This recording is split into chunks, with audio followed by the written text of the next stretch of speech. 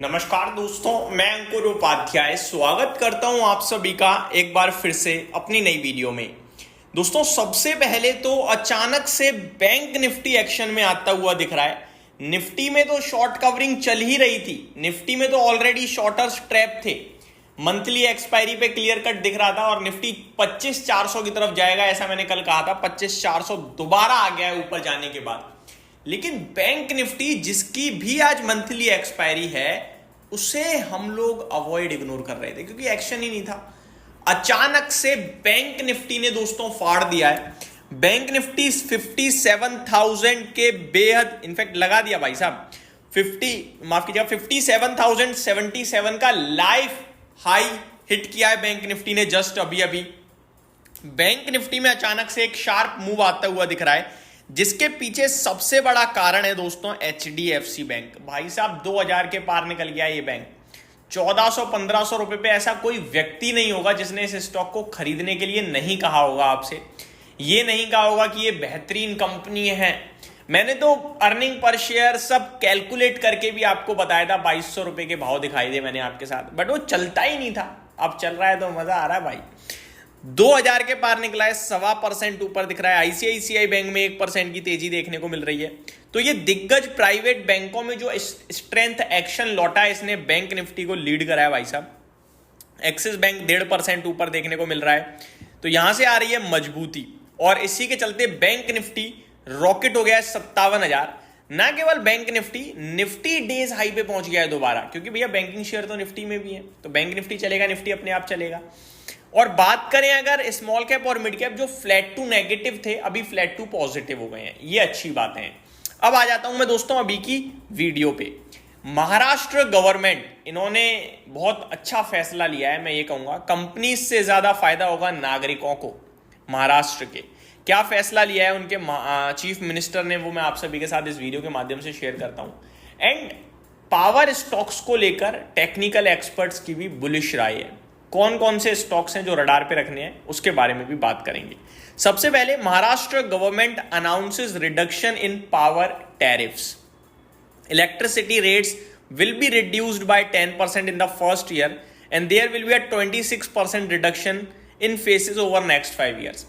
तो power tariffs में आने वाले 5 सालों में 26% की कटौती करी जाएगी, ऐसी महाराष्ट्र गवर्नमेंट ने कहा है।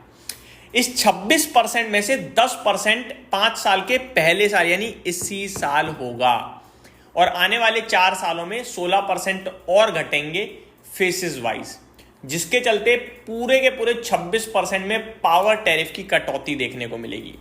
काफी पॉजिटिव होगा ये वहां के नागरिकों के लिए, क्योंकि बिजली तो सब कंज्यूम कर रहे हैं, तो उनके लिए बिजली सस्ती हो जाएगी एक तरीके से। आगे, Maharashtra chief minister Devendra Fadnavis announced a significant reduction in electricity tariff across the state. According to a statement released by the Maharashtra Chief Minister's office, electricity rates will be reduced by 10% in the first year and there will be a 26% reduction in phases over next 5 years. The proportion of people using less than 100 units of electricity in the state is 70%. Work on Mukhyamantri Saur Krishi वाहिनी योजना 2.0 has started on a war footing, CMO addressed। तो ये कह रहे हैं कि भैया 100 unit से जो कम बिजली इस्तेमाल यूज कर रहे हैं वो 70% लोग हैं और उन्हें बड़ा फायदा होगा इससे। तो ये आते हुए दिख रही हैं डिटेल्स दोस्तों, जो कि काफी पॉजिटिव है। अब मैं स्टॉक्स के ऊपर आ जाता हूँ। ऑब्वियस है पावर स्टॉक्स के लिए फायदे वाली बात है, चाहे वो टाटा पावर हो, चाहे वो NTPC हो, चाहे वो अदानी पावर हो, तो इन सब के लिए पॉजिटिव है। अब इनके ऊपर टेक्निकल भी कुछ राय है, वो मैं बताना चाहूंगा। Tata power, Adani power, NTPC and Reliance power, interestingly इसको भी इंक्लूड करने लगे हैं अब लोग।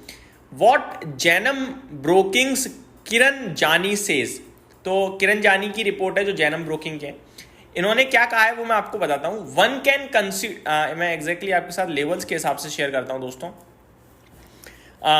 अगर बात करें सबसे पहले टाटा पावर की, तो Tata Power at the current market price keeping a strict stop loss below 390 on the higher end we can expect price target of 430 to 440 upcoming time, he advised. तो ये कह रहे हैं कि भैया 390 का स्टॉप लॉस लगा लो, 430 से 440 का लक्ष्य आपको आने वाले समय में देखने को मिल सकता है।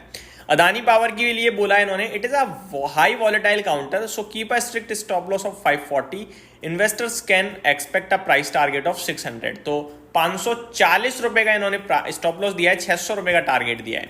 एनटीपीसी की बात करें तो the counter can could see an upside target of 660 to 670, stop loss 320। तो 320 के स्टॉप लॉस से 360 से 370 के टारगेट की बात कर रहे हैं ये। When asked about Reliance Power Limited, which has been buzzing in recent session, Jani recalled its tumultuous history. It was a nightmare for investor, even for Reliance Power. When its IPO came in 2008, the stock is currently trading above 12 years high. Previously in 2030, it traded around 60, and now for the first time it's above 60 on monthly basis. That's good sign.